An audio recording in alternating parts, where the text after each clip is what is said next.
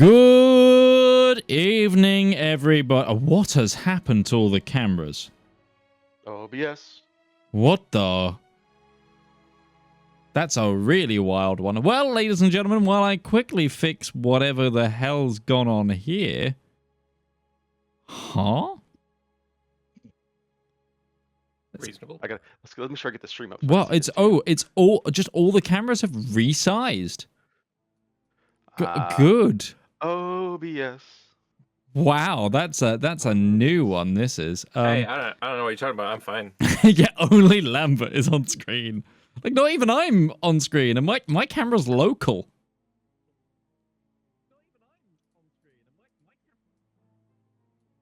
And your camera never adjusts, yeah, unless it's based on the. That's wild. Sorry for this late start and apparently crazy. I don't know what's going on. You get to take a great look at the beautiful stained glass that is typically behind us. Yeah, I actually am a huge fan of that aesthetic. It's a real high on my list of aesthetics. Oh hell yeah! Oh my god! Oh my god! Everybody is moving. Oh Jesus! Sweet merciful Lord! Hello. Welcome to possibly the final live episode of the Elendor Chronicles, brought to you by the Component Cast. Everything is broken. I mean, it tracks. Like, Beth's the camera first is... episode isn't even available. The first episode has to be as broken as the last episode. So for those of you who are here to enjoy this live, congratulations. This may be the only record of it. Oh Christ! Oh dear Lord! Right, hang on. Going out of this Twitch stream as we came into it, kicking and screaming, but nobody remembers. Hi Beth, welcome back.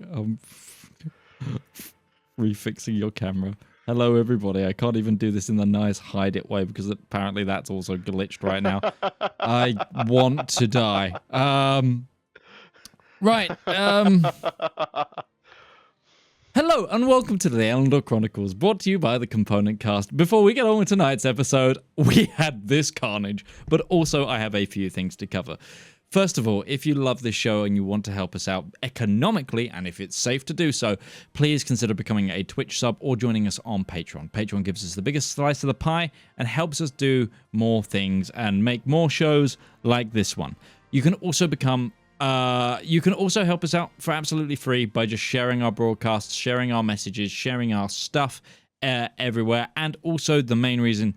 One of the other main ways is by listening to the Elendor Chronicles soundtrack, available wherever you get your music. You're hearing it right now. This is the track Skyfire, named for the Skyfire Adventuring Company, and it is completely royalty free. You can use it whenever you're broadcasting. We'll never take a cent away from you. We just get the little payouts from it being played everywhere. So add it to your playlists, add it to your D&D playlists. Add it to your live stream broadcast music. Use it in a TikTok.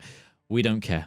Just have it for free. There's 10 tracks of varying styles. Some of them are more theme tune. Some of them are corrupt occult shopping channel music. It's a wild time. Other than that, like I said, this could well be, I'm pretty sure it is a almost 100% chance that this is the last live episode of Elendor before we head into our pre-recorded ending arc of the campaign. So before I wanted to get on, I did want to thank everyone who has been here thus far as players throughout the history of Elendor. We are at almost 5 years to the day since we started. Yeah. And it's over 5 years that Lambert turned around and said, "Hey, have you ever thought about running a D&D game in this world that you're building?" And yeah, so I wanted to quickly thank you. I remember that. Yeah, I want to quickly thank, well, first of all, the wonderful people who are here. So we've got Lord Lambert, Bethany Rose, and DM Lake, who have made it with me to the end, but also we've had the wonderful Kinda Odder Shane, we've had Mordred Viking, we had Ghibli Jam, we've had Commissar Roach, we had Too Minty, Too Fresh, all of those many moons ago. We've also had special guests like Mikey, surely only Mikey. Oh my god, am I forgetting anyone? Probably. Roach. No, I said Roach. You said Roach. I said Roach. Did you say Roach? I did not hear her name. And there's been so many supporters over the years. It's been 5 long years, and we are completing completing the live arc of a D&D campaign, possibly today. So without further ado, let's get on with tonight's episode.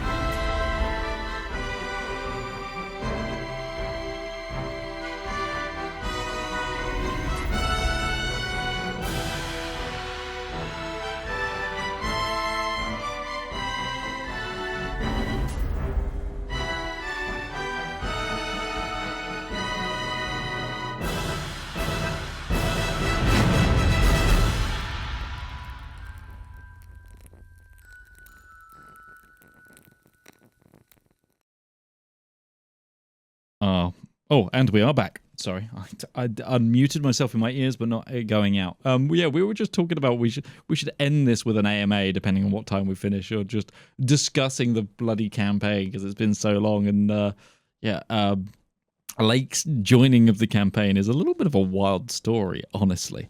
But anyway. Oh, I've got a deep cut question that I'm curious to see any of you remember. Oh, should we get that? Do you know what? If I like the question, if I like this question enough, I will award you some inspiration for it. So hit me with it now. So this is a real deep cut. This goes back to quite literally the first few weeks that we ran this campaign. So our channel is called the Component Cast. But in the original introduction of it, there was a typo in the name. Yeah. It was not the Component Cast. Beth already said it. It was the Componet Cast. Component Cast. Yep. That was the real. And it took Twitch required me. This is because I updated it because we used to be called Component Cast Live. So initially, when we started, we were actually Component Cast Live, and it was when I adjusted to remove the live that basically I did it. You couldn't just like backspace delete it. You have to retype the entire name. I had to retype the entire name, and I did it at 2 a.m.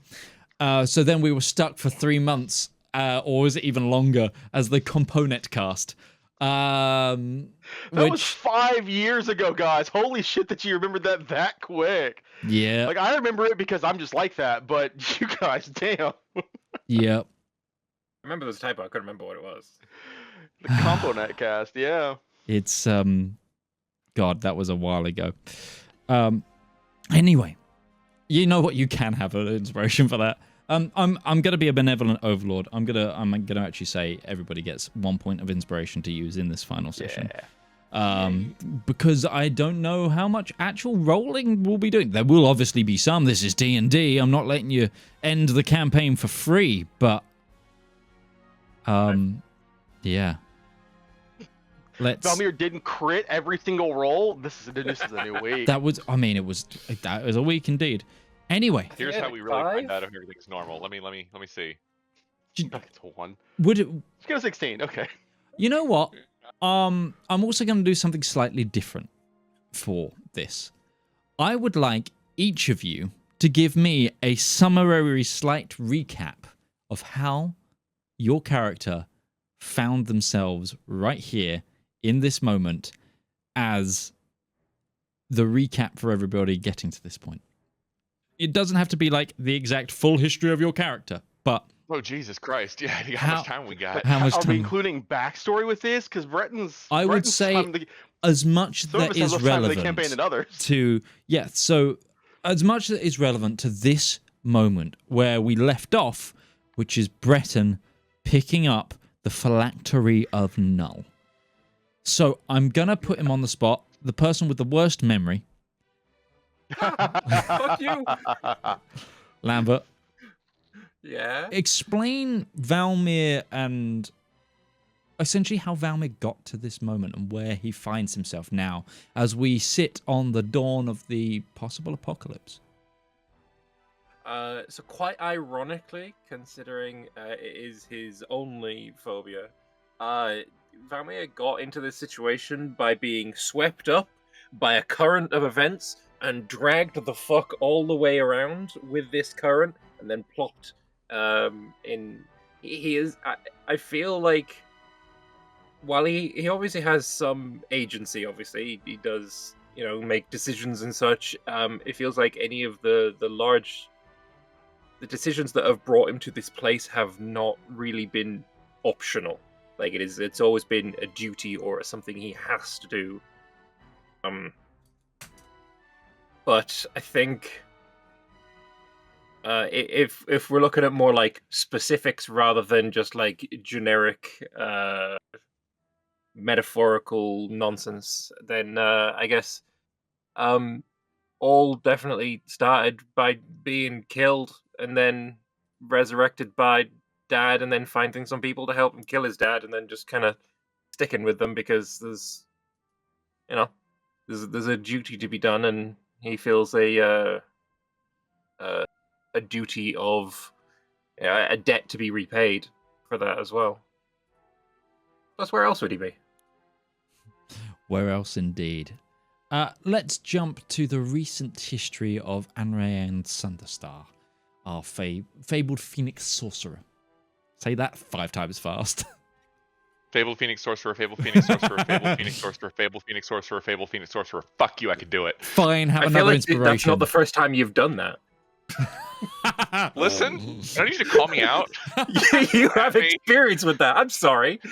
Don't at me. Imagine, if you would, a woman whose entire life has been dictated not by her own choice, but choices made for her by other people,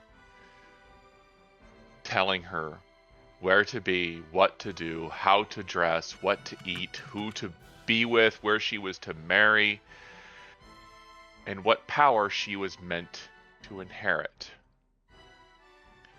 Instead, choosing to reject that narrative, run and escape and burn it all to the ground so she could free herself, only to find out that it's not just her. It's everyone. Perhaps not as overtly as it was with her, but symbolically and divinatively, whatever the God definition word here, that everything that is happening because somebody else set the stage, wrote the play, and said, this is your place to act in it. And her utter rejection of that notion, the true belief that I am because I think I am, and therefore I should be, has led her to a place where she can now finally start influencing events and breaking the chains and the cycle that has dominated Elendor for so long. And finding who she's meant to be when it all happens. And finally, Sir Breton Montillier, our Oath of the Watcher's paladin. How did you find yourself into this moment in recent history? The story is the story of a person coming out of their shell. A young boy born to a blacksmith. His father wanted more for him, so he gave him away to a noble house to raise as a squire and eventually a knight attending. You may have heard about the individual who was attending. Her name was Anrain, and the adventures that they got up to in their youth were quite something. It all culminated with the event that Ruby basically burned down a portion of her town as her powers activated, and to his perspective, he thought originally she was dead, only for her father to replace her with a doppelganger that pretended to be her, and all the consequences that came for Breton, until he eventually realized, wait a second, so he was imprisoned. And then after he was imprisoned, he managed to break free, and he found them again. And then Ruby died.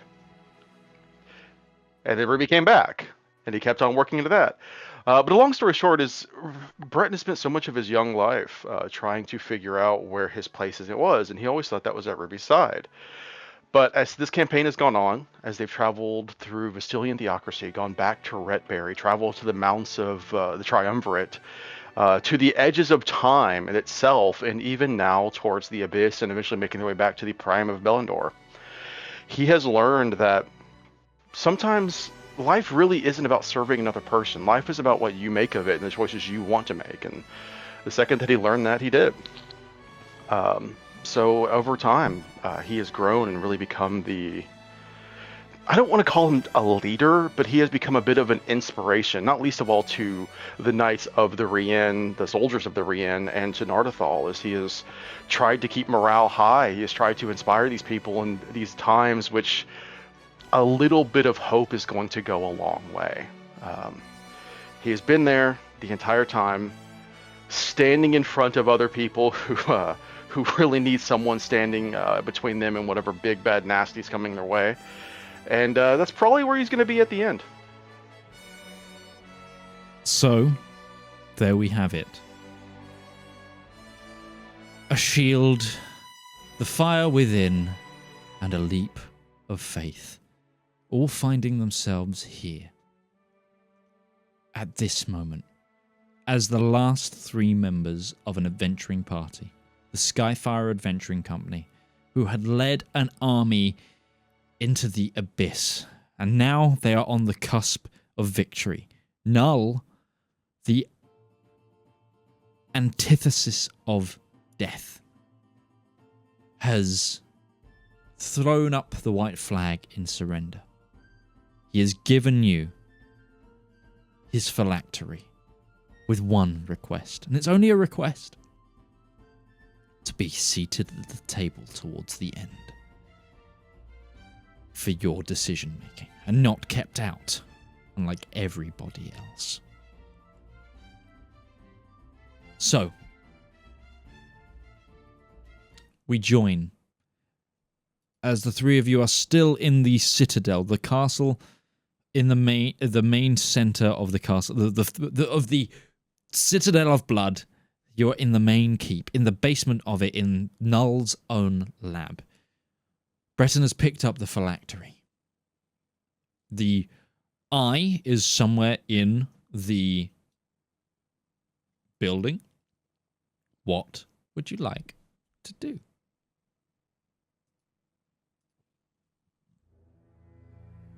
You need to know that we have found this. We need to deal with the eye, but it does not seem like a good idea to bring these items in close proximity. You two want to hunt it down, finish it off. You can be back with me when you all have done that. It should be easy to track down. Magic can find it. Yeah, I'll do a locate object for the Eye of Null. Mm-hmm. I saw it physically on the floor, so I should have pretty good ability to detect it. Sure.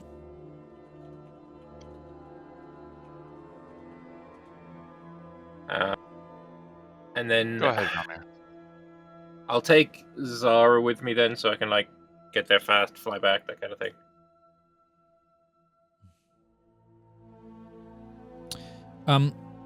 You are you cast locate object, and you sense it is above you somewhere within the 1,000 feet.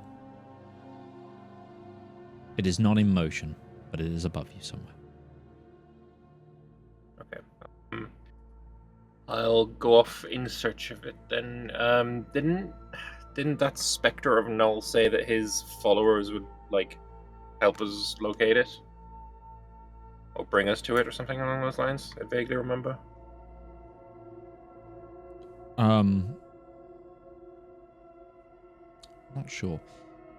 You do, as you progress through the castle, notice that, all of Null's worshippers are almost statuesque. They are not moving. Some of them are just in alcoves, and in the right lighting, you would actually think of them as part of the castle. They are seemingly inactive. Ruby, are you sticking behind, you and Breton? She's staying with Breton, yeah. Okay. Breton's going back to Elswyn. Ah, cool. So you two are leaving the castle as well, just heading towards Mhm. the Command army. tent. Yeah, sure. Fair enough. We'll stick with Valmyr for the time being, then. Valmyr, you progress through the halls. Make a perception check for me. You said no rolls. You lied to me. Oh, I did not. Oh no, that's persuasion and perception is there. Hey, we're back, baby. 24. Okay. As you're climbing a spiral staircase in one of the demi towers, you manage to look out into the plane of blood. And you pick something up instantly. Huh? I have the blindfold on, Never mind. so I can't. I don't see the plane of blood. Zara. I do have Zara with me. Zara Yeah. describes to you what she sees. Thanks, Zara. She has the same modifier as you, so I'm taking that wrong. Fair. Valmyr, you're not going to believe this.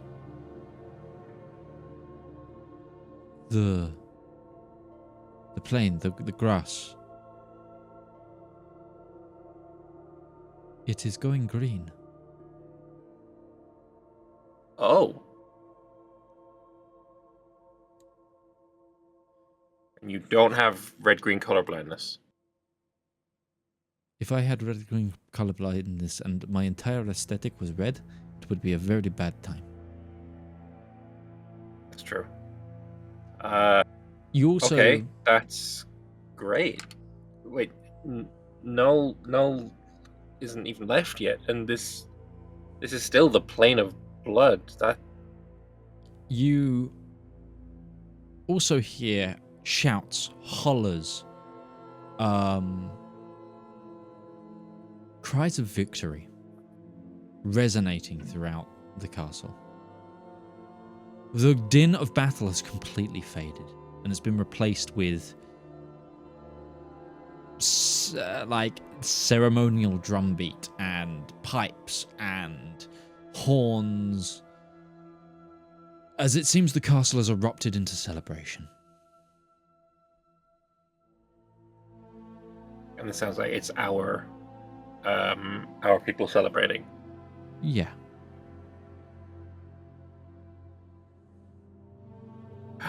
Looks like we've won this little battle then. As we go, I'm also going to ask Zara, you were trapped in the crystal here for hundreds of years, millennia. Now that you're out, and we've defeated the inhabitants of this castle and put Null in his place, comes next for you? Will you come to the material and help us face Zethagras, or what's next for Zara? You know, I hadn't thought of that. Because Null never saw a seat at the table, I was never freed. I, too, never saw my own green pleasant day, as it has been described.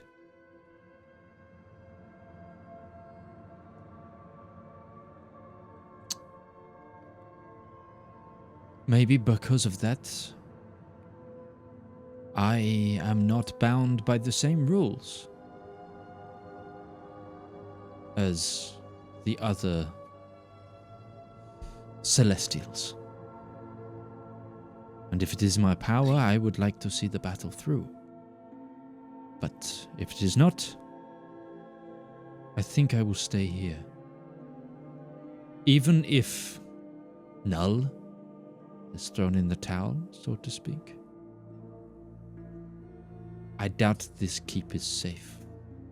And we need the power to remain trapped here. So I would also offer my services as a defender here. That makes sense. You progress up the tower until you come into what seems to be a reliquary. A reliquary. It's like a chapel building. And in the center of this chapel building is an altar in which the eye now sits on a pedestal. It's like a large metallic gripped sort of... have you seen the sort of, like, the thing that a globe would sit on? It's like this big metal cradle, but with 3 spikes holding it in place. This thing is big. Like, it is... You're looking at a 8-foot square chunk of... Make a history check. Okay. With advantage, I would say. Thank you, because I rolled a 1. You did just roll a natural 1, so the advantage is going to help. Dirty 20. It looks to be Cellite again. That all-important, life-bearing stone. That fragment of the mirror.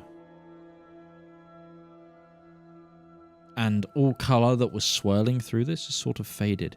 It's now filled with what looks to be like a black smoke.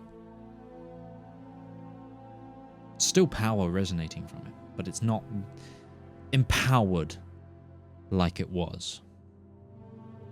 Do I remember ever, like, other than the Cellite that was binding Zara, have I ever seen Cellite be destroyed before?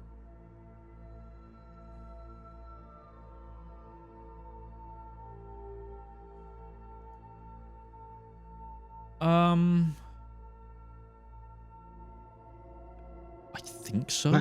Did we destroy that Cellite, or did we just free her from it? Zara destroyed the Cellite that I believe that was imprisoning her. I think you have seen Cellite be destroyed before. It's not a particularly resistant stone anyway. It just has such capabilities. And you would also know that it's definitely been destroyed before because Warforged have died before.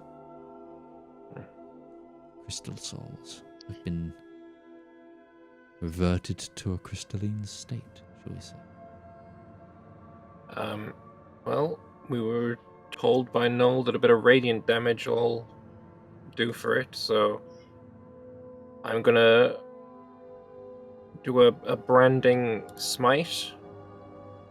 Sure. On this thing and hit it as hard as I can. Okay, go for it. Alright, so do I need to roll to hit on this? Technically, yes. Okay. 21? Yep, hits. Hits through the Okay. AC. Is it only radiant that does damage to it? You'll have to see.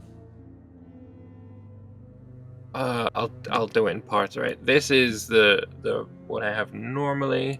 Well, that I'll put a divine smite onto it as well. As a note, you also crit here. I do. Okay. Mm-hmm. Do you want me to just re-roll that with a crit in it? Yes, please. Was it shift or control? I don't Shift. remember. Shift. Okay. So, yeah. There's that. Then there is Divine Smite. I only have a level 1 on Divine Smite, so another 2d8. Shift. Shift doesn't work when you're just throwing rocks, damn it. Oh, there's another 2. And then the Branding Smite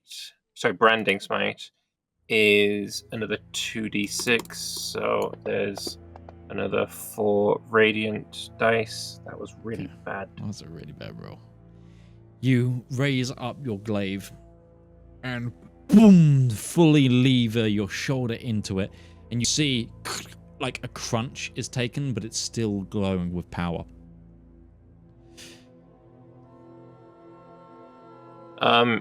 If there is a crack in it, I will stab into it and try and do it again. Yeah, go for it. So the roll to hit is 33. Yeah, that hits. And can I give myself... Let me just open a map so I can do targeting. You should be able to control click your icon at the top. Got it. And or in the combat tracker. do that. And yeah, another divine smite. Go for it. Shift didn't fucking work that time. God damn it. Actually, no, it did with the blind. Wait, no, it didn't. That's annoying as hell. Sorry. It's okay. Another 2 of those. That's the divine smite, and then another D10 and another D8. All right.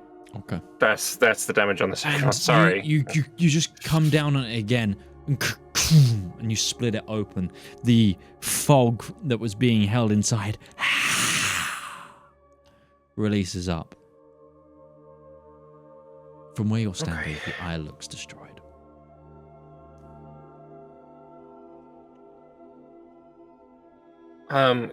Is there a shard of cellite that I can? There's like, You could grab a bit of it. Yeah.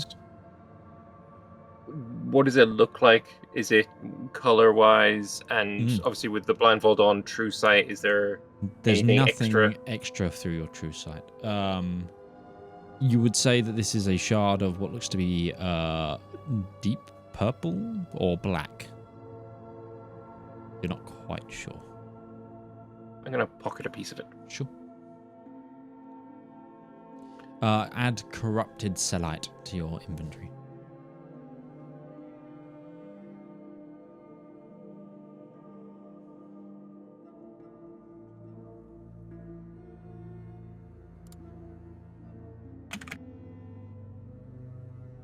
All right.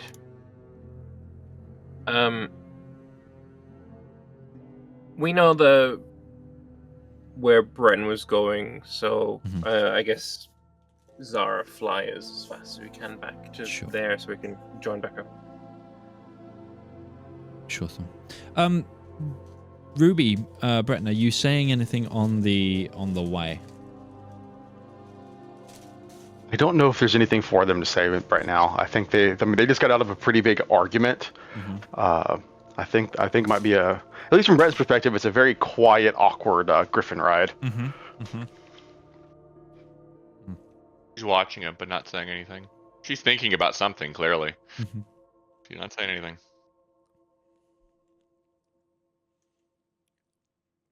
It's quite a juxtaposition, the both of you flying, clear tension between you both. A sense of frustration and tiredness and pain. Emotional, physical, mental anguish. As all around you, the castle begins to erupt with hollers of victory, praises to the gods, to you, celebratory sounds, and even around you begin to feel a weight lift in the atmosphere.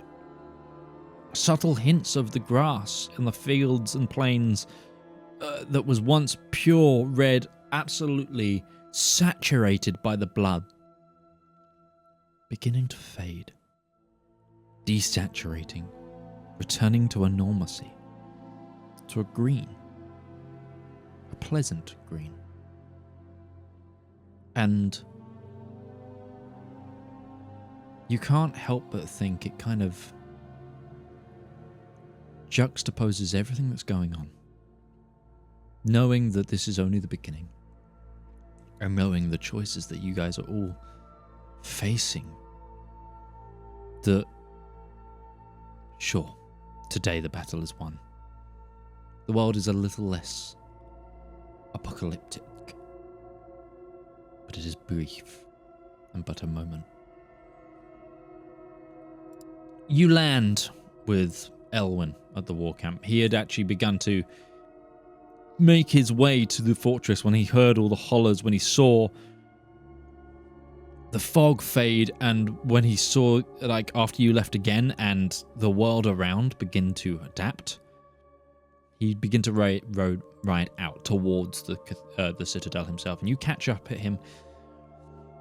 You catch up with him at the gatehouse you destroyed on that raid, and amongst the rubble, you sit down. What happened? Things feel different now. We won. Just like Forces that? of Null have surrendered. We went back to retrieve something that we had left behind. In the process, we received an invitation. After answering the invitation,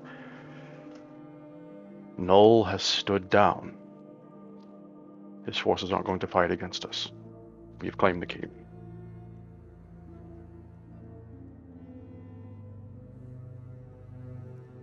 You got the god of necromancy to stand down? The way that he put it, he understood when he'd been beaten.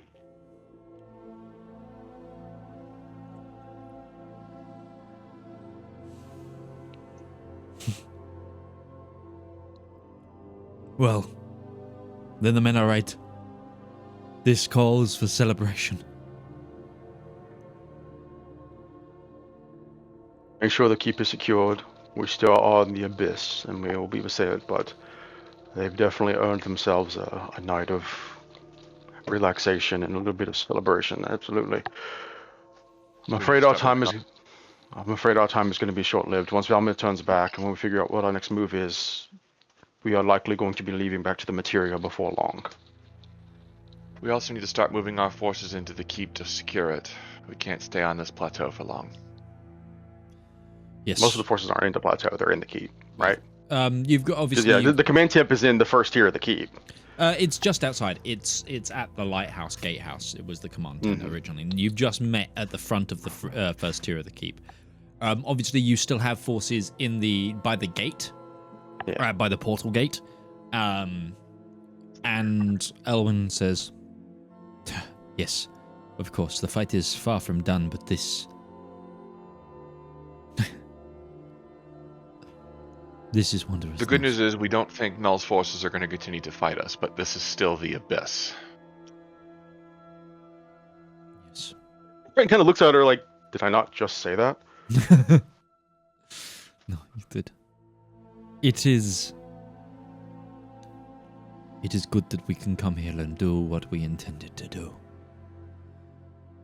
We will hold this for however long, even if it is beyond our lifetimes, for you to do on the Prime what needs to be done to bring us all a new dawn. By your word and by your leave, I will begin to muster our forces into a more defensive position. Get the men ready, get the men and women into the fortress, set up, change our battlements from the hilltop to face the portal as well, and do not forget to see about the blood. With that, he will take out the map that was found, and he was just going to hand it to him. This map here seems to show the majority of the Blood Lake, including points of focus and flow. And one of the points here, and he'll kind of point out the point that they found. This one seems to be a nexus, something that most of the blood flows through, around, or from. And we believe that if we drop the bomb here, it will affect the most of the Blood Lake, if not all of it. This is the key point. You will get to pick a strike force that is responsible for handling it, because at this point this is under your command, Owen. It always was, but now even more so. You won't have us to get in your way. We will get this done, Breton. Lady Sunderstar, you have my word. Good luck with whatever it is you need to do. We do need rest. We'll stay on for a while just to make sure that we're rested up, that the rest of this operation goes smoothly, and once we get word from Valmyr and Zara about what the next move they are doing is, I'm going to head to the camp itself. I'm going to start informing them. I hope that they too have got the understanding of what has changed here, but it would be nice to be informed as well. What command has stayed behind for the rear guard? Oh gosh. 2 seconds.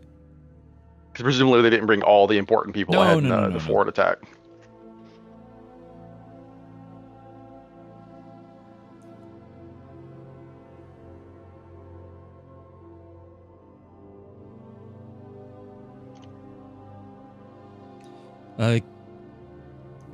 Currently the rear guard is under command of Sir Arthur Stallsbury.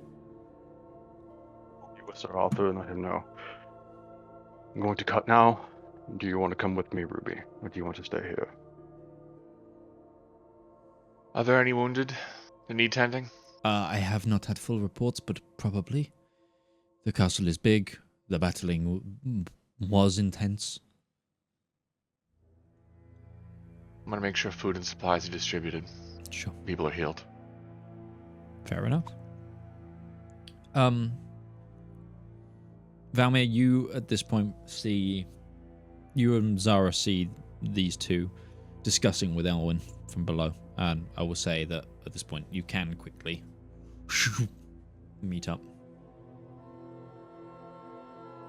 Yeah, it's destroyed. Left. Yeah.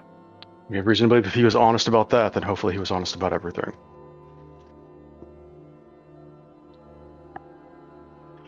I'm going to go and inform the battle camp, collect things, and also inform that they are free to start marching forward to the keep to secure that. As we are leaving, it might be a good time also to hand over the portal key to one of the commanders. We're not going to be here. We shouldn't be the ones in control of it. That's a very good point. He'll climb aboard Solvariel and fly off towards the battle camp. Yeah, sure. You can do so, absolutely. As a general wish list here now, group, it's probably worth talking about what you would like to get done before you leave the Abyss. We can start with Breton, since Breton, sure. Breton went last. He'll go first here. He's going to meet with Rosalinda. He's going to talk to her, get a final accounting of every single person that died, and over the next 8 hours, getting the total reports of the fighting that happened in the keep as well, because I know she hasn't gotten those. Breton is going to spend a long time, however much time we have still here, forging the remainder of the names into his pauldron. The Nameless. The Nameless is probably going to end up more like a demi-cloak. Breton's got a big pauldron. Yeah, true. You are like a... And it's not like these are full on blocked like this. They're small. Yeah. He got them World of Warcraft pauldrons that are Man's here is a Space You can Marine see it in his art. just It's a sideguard for his head. Like it's a big fucking pauldron. Yeah, you oh my gosh, you've got like the Warcraft free human going on. If there isn't enough room, then he will just start it'll basically like he'll start drilling it along the side of his cloak as it rides down along the side. Sorry for my random ooh outburst there. My partner just got a new dress. It looks very good. That's an appropriate response. Oh, it's got pockets as well. Holy hell. As every woman is excited to have, I have cute clothes. They have pockets that are functioning. Yeah. Wow. Yep. That's illegal. That's illegal. absolutely a fucking thing. Like Illegal. Not allowed. Can't have those. Getting pockets that your hands can actually disappear in. That's an absolute It's an absolute win. Especially in the winter, like my I don't buy a jacket unless my hands fit in my pockets with gloves. And Sure, winter that's- gloves are a thing. I get you. Okay. So, Breton, your aims are to do that. Valmyr, what are your aims to do before the Abyss? Before leaving Source the a Abyss? jacket with no. I would like to have a drink with the Men. Sure, you can soldiers. celebrate. You can Yeah. join the celebrations. Absolutely. Talk to the Havarians about the comrade that they lost. Mm-hmm. Yeah. Hang on, I don't remember his name. His name was Florin. Lauren. Yeah. Don't worry, he's have going a- on the shoulder. Have a drink in his honor, and yeah. I kind of really want to rename him to Robert. His name was Robert Paulson. Anyone? Fight Club? Anyone? Okay. I know, I got the reference, I have Midge. a terrible The ref- memory. Yeah. So are you trying to say, Midge, that no one actually died? It was all in Valmyr's head? Oh yeah, we're gonna begin the pre-recorded session with you all feel the burlap sacks pulled off of your head, the deep thick scent of a sewer. just running it back. We're just gonna run the whole Let's go. campaign back. Can you imagine being Hey, a you- rep at you're level finally 20? God, that would be that'd be Exactly. a hilarious concept. We run the campaign back, but it's New Game Plus. We're all level 20. We still have all our gear. Greer starts like trying to pull us the move, and we just look at him. We know. I know who you are, We bitch. know. What is it, Starfield? I'm gonna restart. Where he goes like, no, it's Restart all stuff and everything never happens start the again. exact same. You meet the Penatucci's, you do all of that, and then you go into the Greer's inn, and he just goes, no, this isn't right. No, and just like shoots himself. Like, God, I got dark fast. Wow. And because then what would you do? Like, anyway. I'm a less person manipulating history. And We could certainly skip a lot of the stuff. Like, we don't need to go on the boat. We would already know how to open the cube. Just open the cube, get Joanna, teleport to Lakron's land. Lucky- We can bypass all the lucky issues in the end. we've got to go north. There's an island full of dragons. Everyone be like, what I the think fuck? I think we could finish the like if we were to run this New Game Plus, I think we could finish the whole campaign in like a week. Come with me if you want to live. Anyways, yeah. Or just never open the box. Never start the apocalypse again.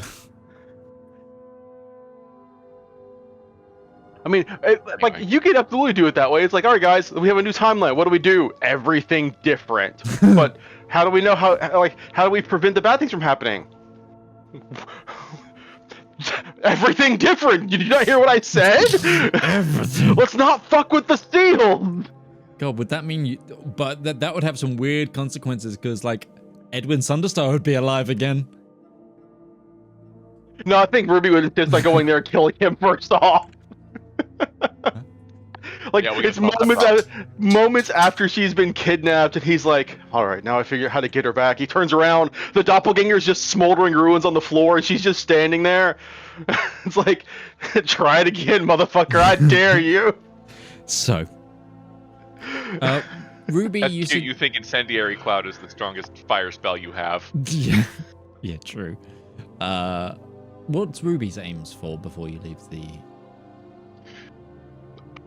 Mostly she's spending it with the people, Okay. healing the injured, the sick, anybody who's not feeling so hot after being in the abyss, checking in for the mental health for the people here, feeding them, hydrating them, and probably hanging out with the Authorians a lot. Yeah, fair enough. So let's then start with Brent. Brent, you fly back to the war camp, the original war camp.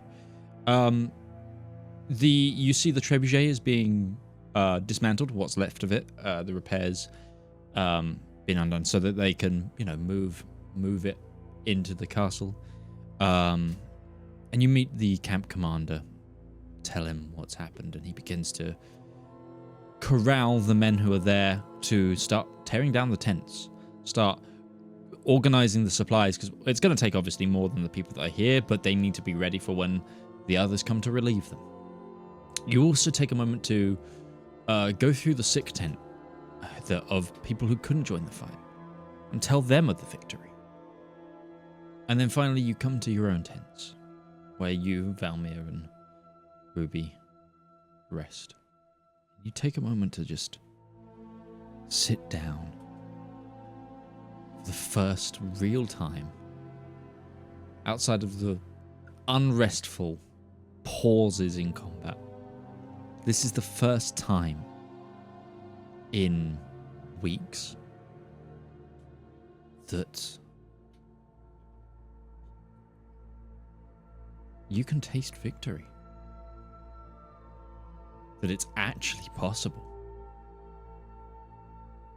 And then your mind drifts to those who fell, who did not get to taste this victory.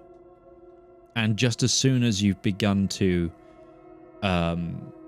rest, you grab your the hammer and the tools you've been using to etch. Grab them from your side chest next to your bedroll. You grab them up and you get back on Silverhill and start heading towards the Citadel once more. Because if there's one person that will have a count or be working to get all of the names you need, it's Rosalinda. It's also in the camp right now because she teleported back here. Oh, of course she did. Sorry. You're sorry. So right? yeah, as he does that, he will go and meet with her and just it's all done. The fighting's over. Yeah, you see you see her, you actually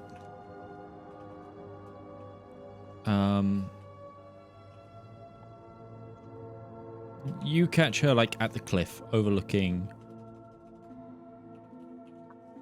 the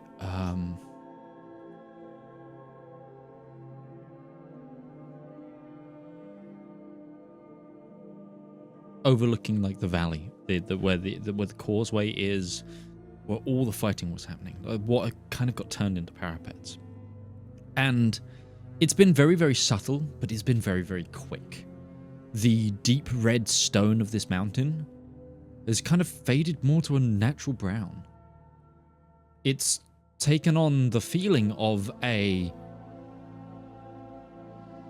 mountain familiar. Like, it feels like you're in the spines. And you find Rosalinda crouched on the edge, feet over the edge of like a little bit of a cliff. And she's playing with a white flower.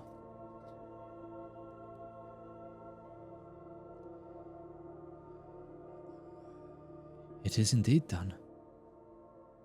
A great evil has left this place. And she puts her hand out and holds the flower towards you. Make a quick nature check.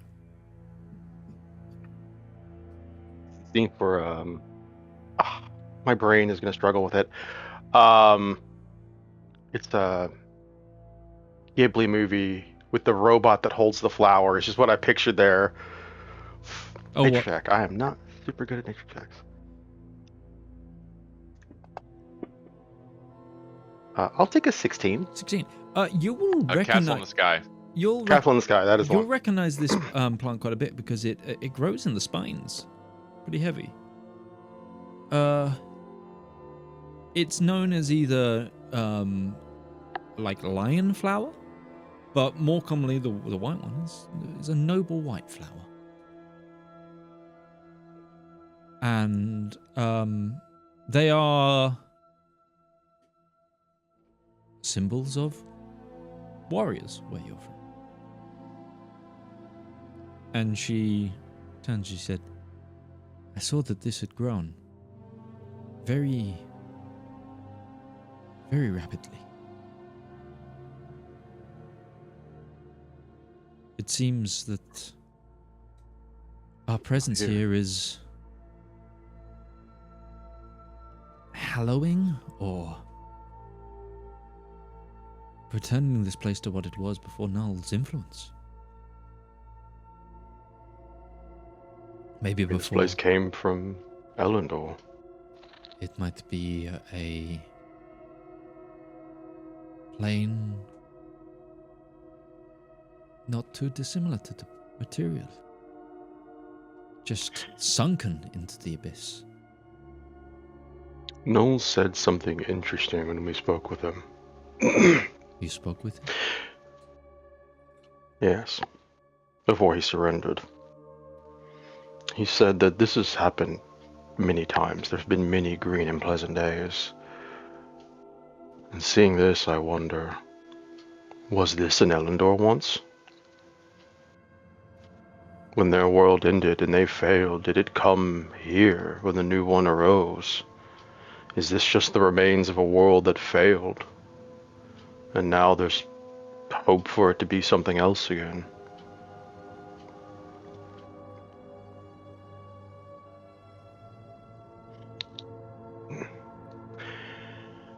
If you want to stay here and relax, by all means, but the final counting of the dead will be done in the keep before too long, assuming the celebrations don't get too crazy. You should join them. They'll be happy to see you. She stands up and brushes herself off. You've earned your spot, too. You are right. There is the battle is over, but there is still work to be done. And yes, will be time for rest. But it is not quite yet. It is such a relief to show that good can conquer evil a little, even here. World so far from our own, and in a place where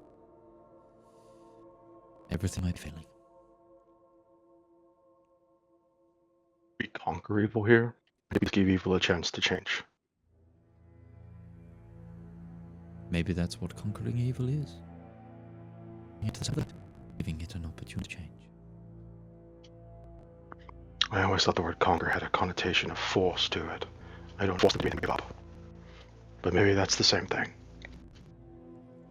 We shall see.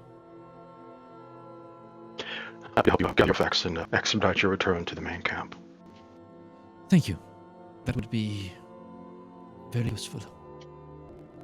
And I mentioned over the next couple of hours, Breton is going to be working on this, but he's also going to be working closely with Rosalinda just because she is taking account of it. And it'll be kind of a stretched in a process as he's basically asking her, like, what this person said, and Breton's going to like, who were they? What was their life like? What do we know about them? I commit as much of these people to memory. Putting all of this in the play, but he wants to know. I mean, that's actually part of her mission as well. She gets a confirmed list, she will get. Turns to be just shy of 150 names. About 147. I think he's like shadowing her and her duties, or much to shadow Ruby, following her along and talking with them and listening. When she finds out all the names and where they're from, she gets asked questions like, who are their friends in the order? Who are their friends in the unit who come here with? Who would know more? And she dug into ask before area of terror happened, or if there are any personal effects that need attending to, what are the, and then also marking the customs of how would they like to be sent on? What is their hopes? And if that is not, someone she refers to the traditions of the order or the region that they come from, or what information she has. And she begins to formulate this section of her time. This she's been wearing at her hip, no matter what, no matter the time, chained to her hip. This symbol with the various with the magpies on it. Each one clutching a different bone. As a collective mission, preserve the memory of the dead. And you don't Find the way these nameplates is the way these nameplates will look. Really, book that gathers this information. The nameplates themselves only have the name of the person, and then underneath he's going to put a page number to what corresponds to their place in the book. Hell yeah. Eventually, I imagine they will celebrate, but yeah. In true component cast fashion, and in true Elendor fashion, this livestream episode corrupted. And we, the players, were too engrossed for about another 45 minutes to an hour before we noticed, there was just too much roleplay. So to avoid ending this campaign exactly where we began, with a missing episode and a slightly ruined start, I've taken the time to divine you this summary. Welcome to the end. Let's start with a bit of a recap. As the ceremony for those who fell during the assault on the Blood Keep came to an end, the fortress was reconsecrated in the name of hope. A dawn broke across the demiplane, and that wasn't figurative either. An actual dawn. An odd sound began to fill the ill environment. Birdsong. Nature began to reclaim areas of the keep. The sky broke from that dull red to a radiant blue, with a refreshing breeze beginning to sweep through the husk of the Citadel. Life was being breathed into this pocket dimension, swirling away the abyss that was once so corrupted. By the day's end, it was as though they were back on Elendor. Except for the Blood Lake, that is.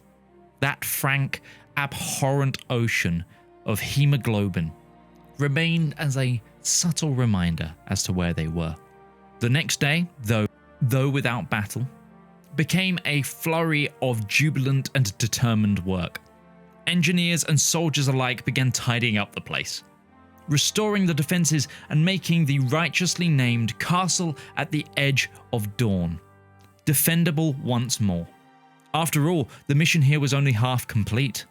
Despite Null's surrender, once the time came to sever Zethacress's connection to this plane, and thereby their connection with Null properly, a counterattack was sure to come, and this keep would need to withstand the tide long enough for our heroes to defeat the Dragon of the Apocalypse.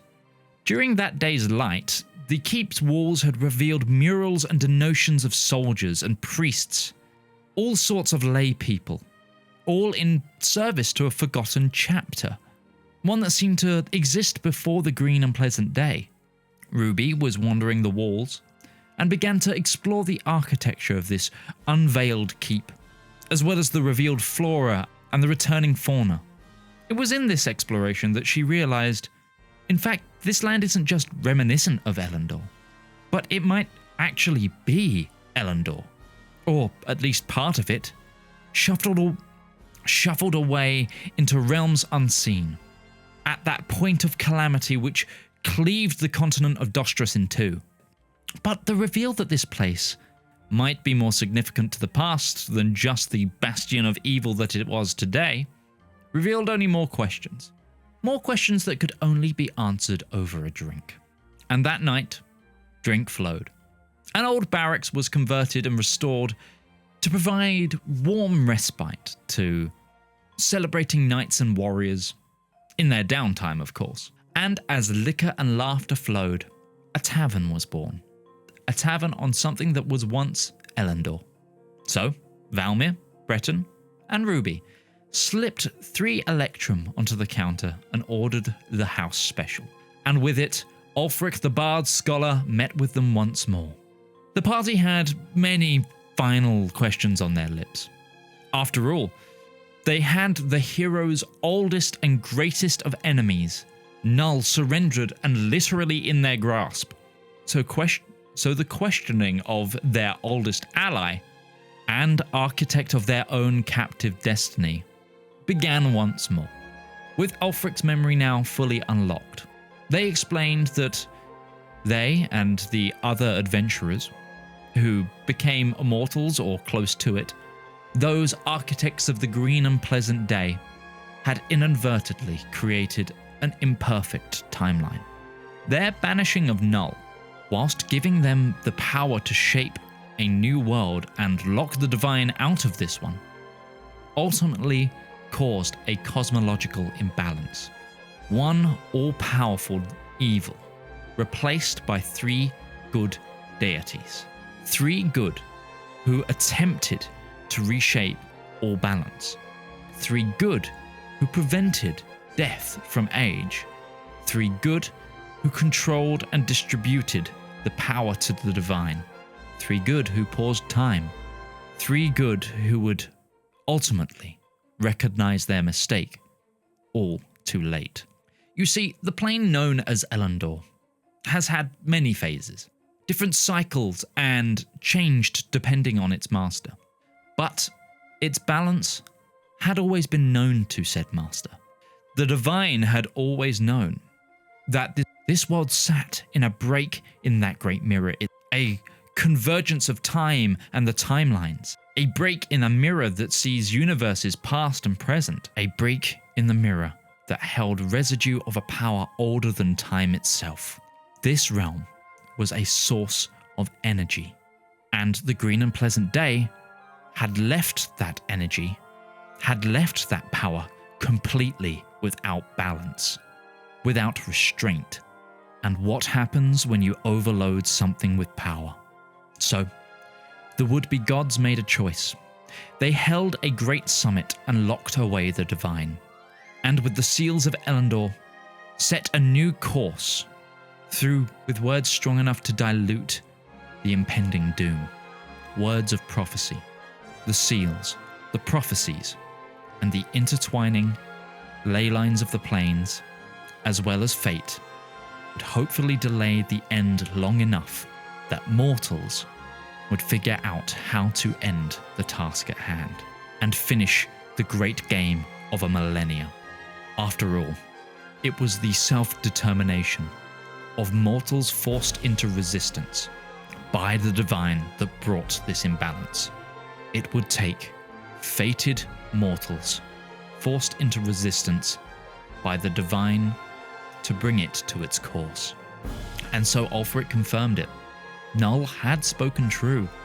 If the Skyfire adventurers were to change the world, then the Skyfire adventurers would need to bring all of those powers to the table.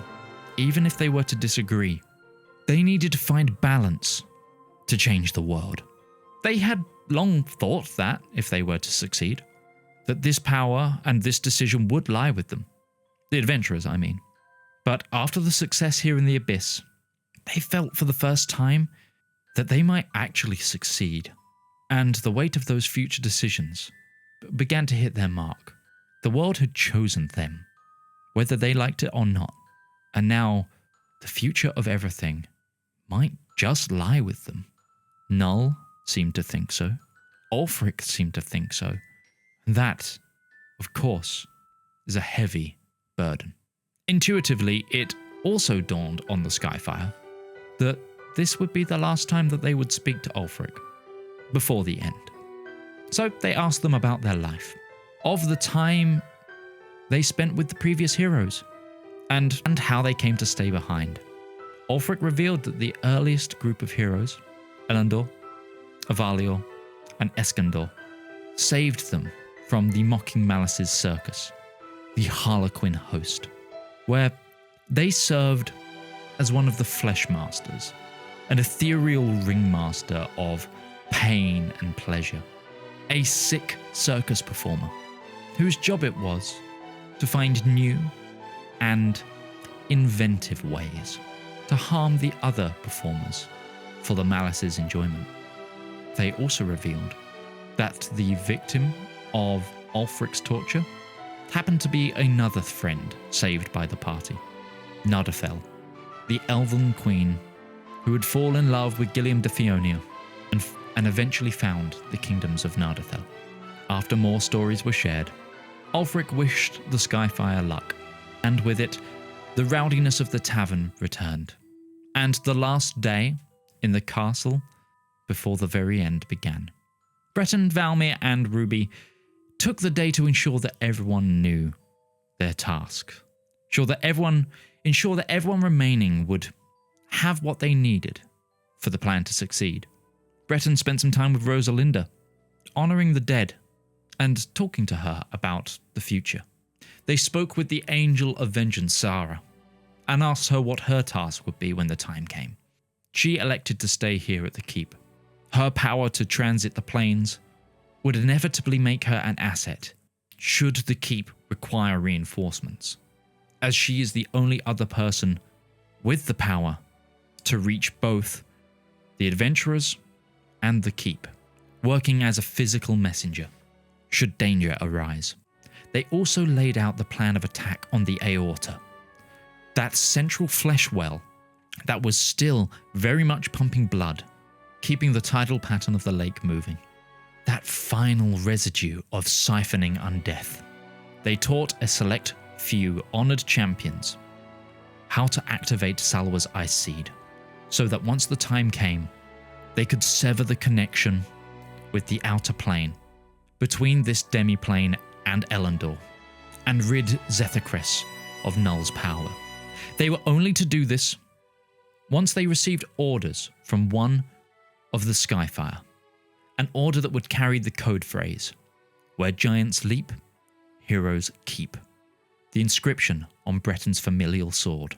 And once their final preparation at the keep on Dawn's Edge was complete, the Skyfire Adventuring Company returned to the plane of Elendor, and with it embarked on their final journey, a journey that would both start and hopefully end the apocalypse.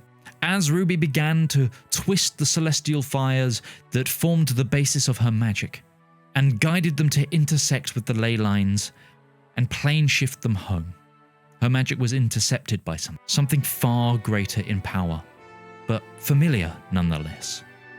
With a blink of an eye, before them formed an endless, blackish mirror-sheen void. There stood an astral pariah. However, their form was far more subdued than normal. They were not enrobed by the cosmos, with a sleepless sea of stars and a hollow void for a hood, but they were far more saturated in colour. Their brightness dimmed, and their colours almost greying. The party felt themselves bound, like the very fabric of reality had tied them in place. Bound like they once were in Retbury, or below the Sunderstar Mansion alike. Bound by fate. And then the entity spoke. "Greetings, Scratched Ones. The juncture is upon us. The strength of the fabric between the worlds has thinned, and the lines are at their most malleable. We have kept the cosmic balance for long enough now. The fate of the world is truly yours, and your adversaries. You must decide now who will shape it. This is the closest the calculations of the timelines have come to completing, and thus our power is weakened. We, the guardians of the cosmic order, the remaining lifeblood of what was before. We who merged with those lost, ascended, and left behind." It's at this point the creature splits their form, becoming 3 separate star-like orbs that speak in unison.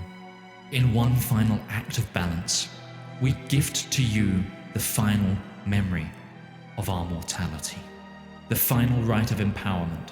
With it, the die will be cast, and the fate of the world will lie once again with mortals. Once you have completed the ritual, our dominion will have fully diminished. The pariahs will wait for the victor to define new order. Destiny awaits."